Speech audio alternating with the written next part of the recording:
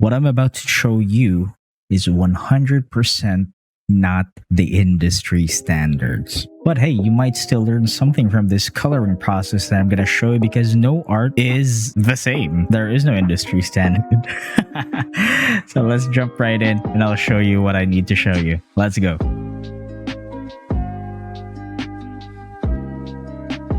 Okay, so what I'm gonna show you guys today was born out of necessity.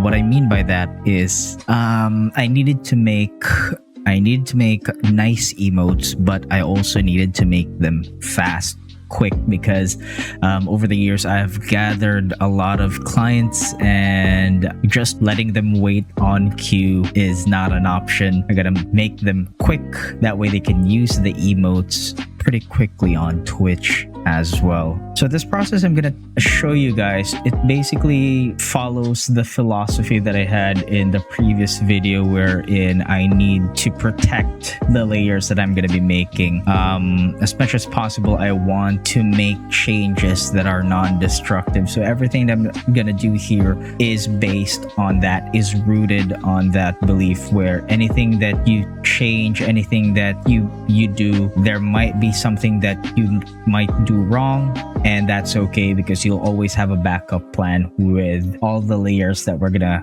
be using here. So to start off, I already have this line art that I've made before, and all we just need to do is just to color that. And the very first thing that I would do is make another layer right under the line art that we have here, and I'm just gonna start off by coloring in the skin. So what I do there is this: I press the W key, that way it'll select the magic wand tool and select all the parts of this drawing that would indicate or would show skin, or is the skin. And once I'm done with that, what I'm gonna do here is I'm gonna click on select, and we go to modify, and then we expand. The reason why I'm expanding is this: if we zoom in teeny tiny bit right here, I don't know if you guys can see it, but the parts that's selected and the line art, there's gonna be super tiny gaps there that's not gonna be selected 100%. So that means that later on, when we fill in the colors during the color blocking process, it's not gonna be, it's not gonna mesh well, it's not gonna look clean. So that's what I usually do, is I go to select and then modify and expand it by around 2 to 3 pixels.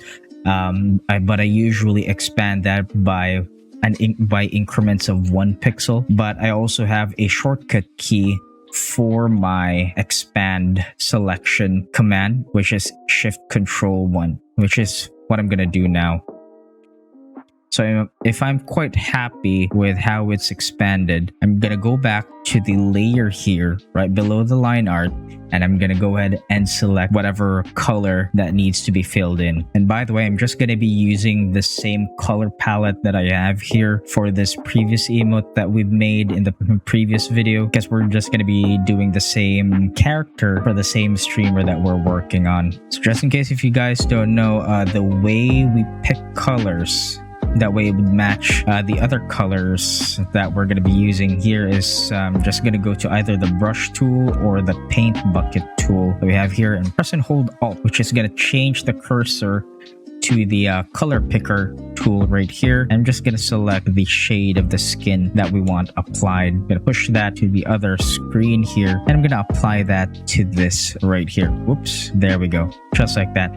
And I'm just going to do the same exact process for the hair, for the eyes, the mouth, the clothes that he's wearing. Everything is all just going to be the same in this color blocking process that we're doing. Again, English is not my first language. And just like before, we're gonna just create a new layer and fill that up with whatever color that we want it to be filled up with. The color that we want. What? Yeah.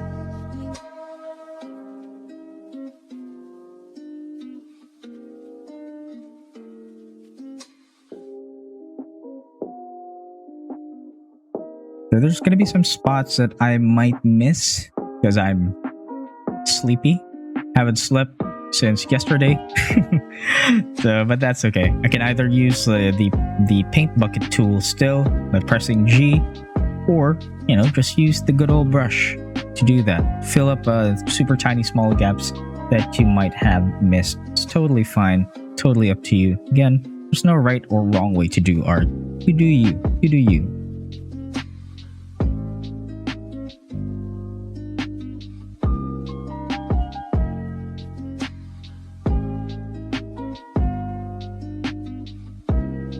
And here we go. We're done with the color blocking. So again, if you guys don't know what color blocking means, it's just simply adding in the basic shades of colors that we want to add into the drawing.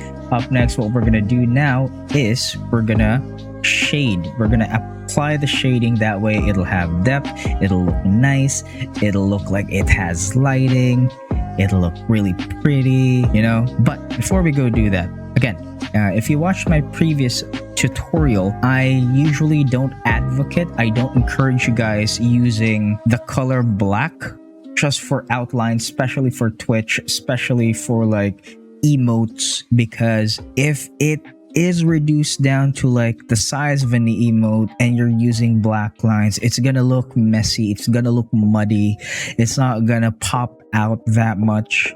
But it's totally up to you. If you prefer using the black outlines, that's totally fine. If your client wants to use black outlines, that's also totally fine. But for me personally, and it works with my clients as well, they kind of dig the art style that I have, and so I've stuck with it ever since. So just use any dark color that's not black, because it'll help with the emote pop out in Twitch chat, in YouTube chat, whether it's put up against a white background or a dark background when someone's using any app in dark mode. So the way I do that is just simply like right click and go to blending options right here, and we just go to color overlay, and from there we can pick the color of the outline. I usually go with like super dark brown because it's super close to like the skin color, but at the same time it has that shade that makes the drawings pop. I tend to lean more towards like the orangey side of it as well, if that makes sense. Orangey. Aren't you glad I made that joke? Huh? Okay. Anyways, so I'm picking this one. This looks good. This looks great. It looks contrasty. Mind you guys, I'm not a professional artist. I never went to art school. I just love drawing and spent a good amount of time of my life learning how to draw. So forgive me if I don't have like the super technical terms when it comes to making art. All right, so now we're done with this. Again, if we went back with the previous tutorial that we have, what I usually do here is I group the layers of color. I group them into like a singular group, and I duplicate that one. So just in case if I mess up with the duplicate color layers, I can just simply delete them and just reduplicate the original one that I have. So this is what I meant when it's non-destructive. As much as possible, you want to protect whatever you've already made before. And of course, don't forget to save your work from time to time. You have no idea how much stress that has caused me when I was in the middle of a super complex art. Power went out and I didn't save. Lesson learned too many times. I learned that lesson again last week, by the way. So anyways, so what I'm gonna do here now is a bit tedious. I know it's a bit tedious, but again, it works for me. It's super safe and it's extremely flexible, since we're gonna be treating this as like a modular approach where everything can be adjusted. So again, I'm just gonna start off with this skin. So it's always a good exercise to start shading first before you add the highlights. Shading first before we add the highlights. So the way I do that is I select the skin layer, make a new layer on top of that, and I just go click on or press on the keyboard Ctrl-Alt-G, which is gonna link that layer up top to the skin layer. So what it does, by linking it, it's creating a clipping mask. So what it does is this. So look, if I brush over this right now, outside the area where there's skin, it's not going to show up. Yes, it's going to show up here on this layer, but in your final image, it's not going to show up at all. But what happens if I draw over the parts where it has the skin color, and it's going to show me that? It's going to show you the thing, the color. Again, not super technical, sorry. But yeah, it's you get the point. We're smart people. We're very smart people here. I think, I hope. Am I smart? Not too much. Anyways, so now that we have this layer right here, again, we just need to add in the clipping mask, Control-Alt-G. And with this layer, we're going to select the multiply blending mode for this layer up top because it's going to help us with the shading. So what I usually do here is I select the super soft brush and then I make sure that my opacity is pressure sensitive to the pen that you have here. You can actually just put in the specific opacity percent here. But for me, since I have a pressure sensitive pen, so I'm just going to use that instead. It's much easier that way. When it comes to the pen size, sometimes I turn on the pressure sensitivity. Sometimes I don't, but we'll see how it goes. Again, there's no right or wrong way to do art. Always remember that. Don't beat yourself up too much simply because your art isn't that good yet. Just be happy with what you've made because not everyone can do the things that we usually do. So be happy and be grateful for what you have. All right, so now we're going to start off with the shading. So my usual tip here is this. To give me a good starting point, I just press Alt and select the shade of the skin that we have. And then I go to like a super warmer color here. If you guys want me to explain how I select the shading color, the highlight color, do let me know in the comments if you want to see that. I would be very glad to like explain my process flow on how I do that as well. And oh yeah, since I'm a YouTuber now, so please don't forget to like and subscribe because I'm going to be doing this on the reg. I really hope that stuff like this would help you guys out in making your own art. And by liking and subscribing, I think that helps with the algorithm. Not super sure. I'm super new with this, but you get the idea. So let's continue. All right, so now that we have the multiply blending mode selected here, so what I'm gonna do here is we're just gonna decide where the light is gonna be coming from. So just like before, light is gonna be coming from the upper left corner right here. So that means that all the shadows are gonna be in this area at lower right. And it's always a good idea to start with big shapes. You don't want to start with super detailed shadows at first. Just get the overall shape of the shadow, you know, just fine brush strokes like that. And this is where the magic of the multiply blending mode shines. The more I make passes to it, multiple passes, the shadows get darker, but not in a harsh way. It's going to preserve the original shade of the skin that we have put in the color blocking process. And again, it's non-destructive. As much as possible, you don't want to like be super deep into your drawing process, but in the end you messed something up and you know you gotta go back to something, you know. But yeah, like so far right now, super basic shading. And if you want to go darker with your shadows, you can always change the value up. It's totally up to you as well. And if you think that it's gonna be too much but you like the overall shape of the shadow but it's already like it's too dark, the shadows are too harsh, this is where the modular approach that I was talking about would help you out, because you can simply lower or increase the opacity of that layer later on if you think like you're happy with the shape but the shadows are too dark. It's totally up to you. So I'm just going to continue with adding in some basic shading. So in the parts where two surfaces would meet, I usually have like extra darker shadows there. And I play a lot of video games, and finally, the word tessellation now has meaning. This is actually tessellation right here. When two surfaces meet, there's always like a shadow that would separate them. That's actually called tessellation. The more we know.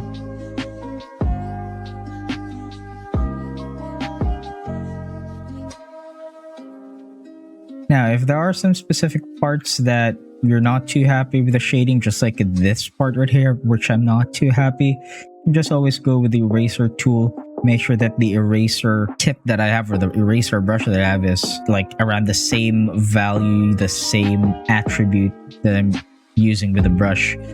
And just slowly erase those parts where you don't like it. And of course, it goes without saying, the opacity would come into play here as well. All right, so I'm actually super happy with this right now. Now it's time for me to make slightly detailed shading shapes for this, I guess. So the way I do that is by pressing L, it activates the lasso tool right there over here. And I can just simply make shapes here, just like that. And whatever area the lasso tool or the selection has been made, it's only gonna whatever brush strokes that I'm gonna do, it's only gonna affect that area right there. I'm not gonna overdo it though, because I'm actually quite happy with the initial output already. But it's still good that we gotta add in some details, just like that. And oh yeah, by the way, so just in case, if you want to add multiple selections using the lasso tool, so if you want to select this area right here, and you also want to select this part of the drawing here without losing the selection here, I just press and hold shift on your keyboard, and it's gonna add that selection as well. So you have two selections there right away. So I'm not gonna overdo the shading here, because I'm actually quite happy with the way it turned out, just like that. Just super minor changes right there. Over here with the chin as well. Just make it a tad bit darker over there, and we should be good. I'm actually quite happy with this. It's not going to be super complex. It's not overly done, in my opinion. And we're just going to do the same thing with the other color layers as well. Usually, I start off with the largest part of the illustration, which is the skin. Up next, I think for me, the second largest part of this drawing is the clothing. So I'm going to go and make another layer on top of the clothing color right here. Same process, Control-Alt-G. And I'm gonna make the blending mode of this layer to multiply, and just do the same thing.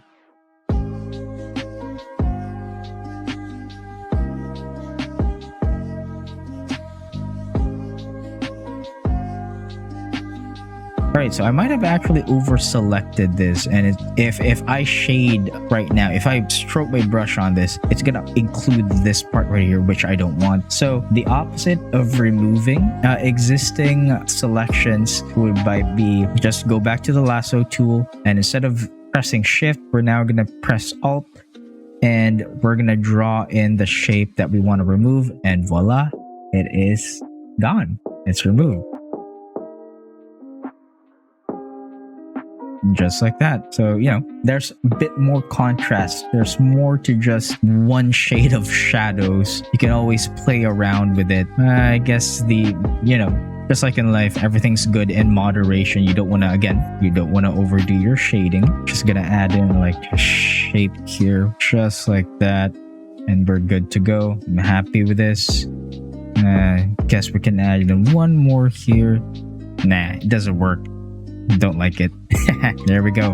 Now we have shading for the clothes, and up next we're gonna do the same process with the hair. Now for the hair, what I want usually is, I don't want to go if a person that I'm drawing has black hair, I don't usually color in the color black. I usually do this. I make it dark gray or light gray, and just use shadows and highlights to add in contrast. Look at me right now. Take a look. So I have black hair, but there's pink and blue reflections of the light reflecting off my hair, and that's the same thing here as well. So right now, I've decided that for the shadows, we're gonna go with a dark blue tint for the hair. And again, just be mindful of where you place your shadows, and eventually it's gonna look black.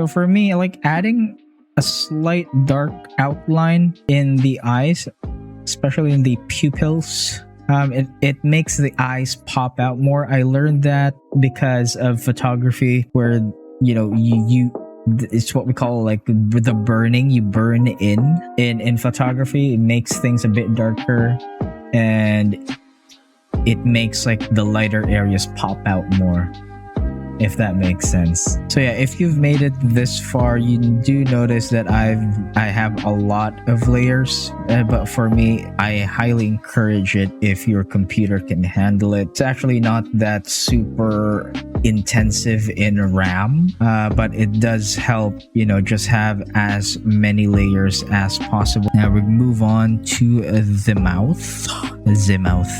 Gonna add in some slight shadow, of course, with the teeth. Don't want to overdo it. But just to make sure that the teeth interacting with the entire, like the smallest things, make sure interacts or it interconnects with the other elements of the drawing. And that's, I think, the small details like that go a long way.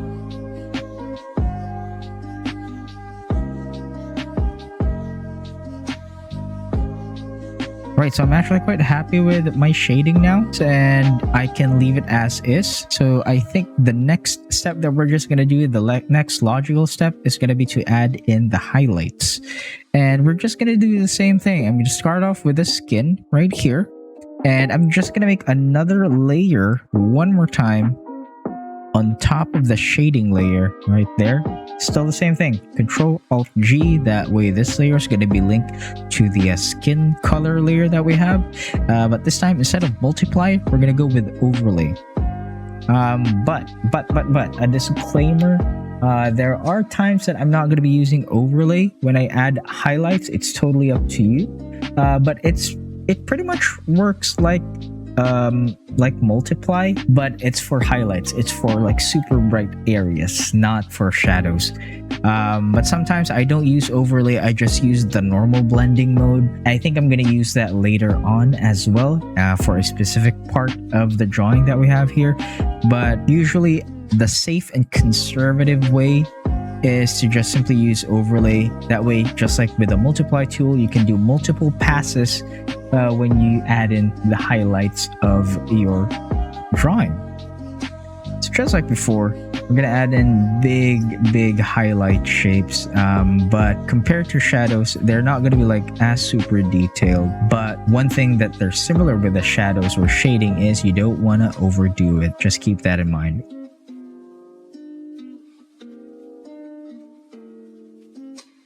It's what I'm usually using highlights for is rim lighting, wherein there's like super bright areas of highlights in like around the edges of the drawing or in the character. Just makes them pop out more. You can always experiment with rim lighting. You know what? I might actually make another video on that one too. There's so many content. There's so many possible content that we can do. This is exciting. But yeah, now I'm gonna do the same thing with the hair. Now again, still go with overlay. Make a new layer. Make it put it on top of like the shading layer, and clipping mask that motherfucker.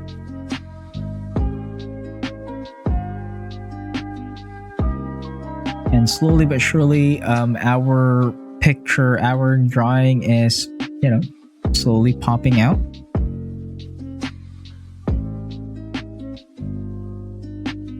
And actually, we're all good. I'm actually quite happy with this. So when would I use a highlight? When would I highlight where I don't use the overlay blending mode? That's when I just when I want something that's like super bright, super reflective, and it ends up just reflecting white light. That's when I just want to use and just make a new layer and just use the normal blending mode and not overlay. And I personally would like to do that with the eyes in their pupils. So what I do here is I either just make a new layer here up at the very top, or I can just put it here by the eyes. Totally up to you. There's no right or wrong way to do art. Once again, such a cop-out answer. But yeah, totally up to you.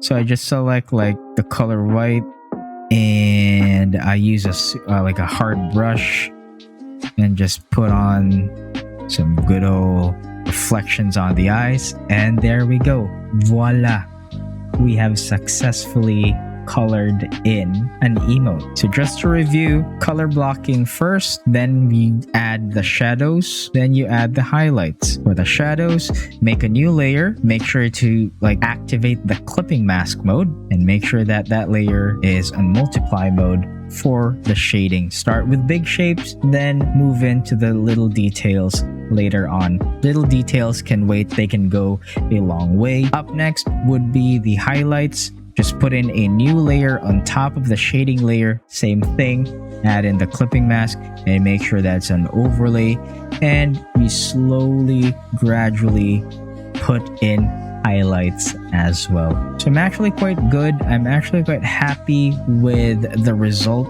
of this high emote that we have made here, and I hope you guys learned a thing or two or more on how I personally do the coloring process. Again, this is something that for me is super safe, and it's very forgiving, it's very modular, and I hope that I will see you again in the next video, which I do not know when would that be. Hopefully next week, once we move on to the other parts of the drawing stage that we will have. So again, don't forget to like and subscribe, and I'm gonna see you in the next video. Bye bye. Also, I just want to announce that we have reached 101 subscribers. So yay, thank you so much. And I hope that we'd continue this journey. We'll make it to like 200 subs or 150, 125, who knows. But thank you so much for supporting me in this YouTube journey. And so yeah, that's it.